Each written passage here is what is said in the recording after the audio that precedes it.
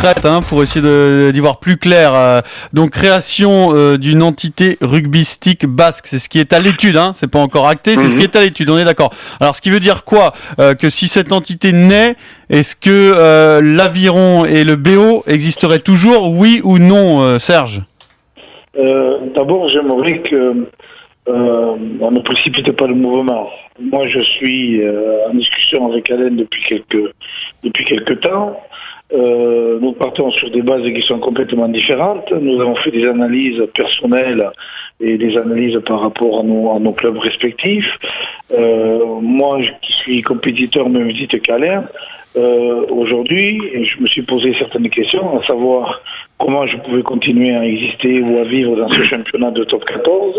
Si je continuais à exister, est-ce que je pouvais exister en étant compétitif et donc à pouvoir gagner des titres, ou est-ce que je me contentais de viser le milieu de tableau, voire peut-être de friser la descente tous les ans? Voilà ce qui m'a amené à discuter et à voir avec Alain. Alors après, aujourd'hui, il y a beaucoup d'écueils qui vont faire qu'on va discuter énormément, parce que il y a le fait de savoir que si on monte cette nouvelle identité basque, ça va nous permettre d'avoir peut-être un budget un peu différent. On a des partenaires, on a des spectateurs, on a des supporters, on a des sociaux. Donc voilà, donc tout ça, il va falloir expliquer et bien expliquer. Et aujourd'hui, à mon avis, et je pense que Alain passe exactement comme moi, il n'est pas question que Biarritz meure ou que Bayonne meure. Donc ce serait tout ça. Donc ce serait une identité comme une équipe de province, comme il y a en Irlande. C'est-à-dire une identité basque. Éventuellement, mais tu sais, nous les Basques, on représente certaines choses, certaines valeurs. Ouais. Vincent, vous n'allez pas demander votre indépendance après ça, quand même, Serge. Non, parce qu'il y en a d'autres qui l'ont demandé avant nous, ils n'ont pas réussi à l'avoir. Ils n'ont pas réussi à l'avoir. Bon, d'accord. Alors, qu'on comprenne bien, Alain, si ça se fait, alors, en l'état actuel des choses, parce qu'on a bien compris qu'on est au début d'une étude, donc tout n'est pas acté, bien entendu. En l'état actuel des choses, votre réflexion, c'est quoi? C'est de garder les deux clubs qui existent en top 14 et de créer une identité commune pour, par exemple, aller disputer les Coupes d'Europe? Non, écoutez, vous allez trop vite, et deux, ça sera sûrement pas ça. Quand on dit que les deux clubs vont exister, c'est qu'il y a du rugby amateur dans les deux clubs, et que le Biarritz Olympique va pas disparaître, et l'Aviron Bayonnais ne disparaîtra pas. Ça serait toucher à l'identité même et à la racine de ces clubs, et je ne pense pas que Serge, pas plus que moi, en tout cas moi, ait le droit d'oser y toucher. Non. C'est la structure professionnelle, Alain. C'est la structure professionnelle.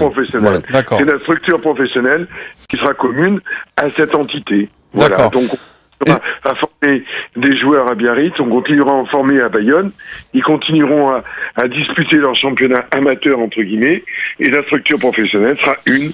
Très bien, c'est très clair. Dans l'idéal, est-ce que dès la saison prochaine, on peut avoir cette entité basque en top 14? Oui ou non, Serge? Oui, pourquoi pas, bien sûr. Après étude et après discussion, bien sûr, tout peut arriver. Très bien. Le stade, est-ce qu'il y a un des deux stades qui, a priori, est plus à même que l'autre d'accueillir cette entité basque, ou pour l'instant vous n'en êtes pas là? Non, il ne faut pas précipiter les choses. Voilà. Je te laisse parler à l'air, mais il ne faut pas précipiter. Mais je voulais dire que pour toutes les questions que vous nous posez, que vous posez, bien évidemment, on se les est posées. Bien évidemment, on essaie d'imaginer quels écueils on risque de rencontrer. Alors, premièrement, savoir si c'est pour l'année prochaine, nous, on aimerait vous répondre oui.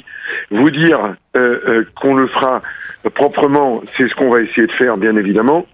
Et si à fin mars, les résultats de nos études ne sont pas probants, même s'il fallait continuer à travailler dessus, on laissera tomber pour la saison prochaine. Donc, on aimerait que ce soit fait.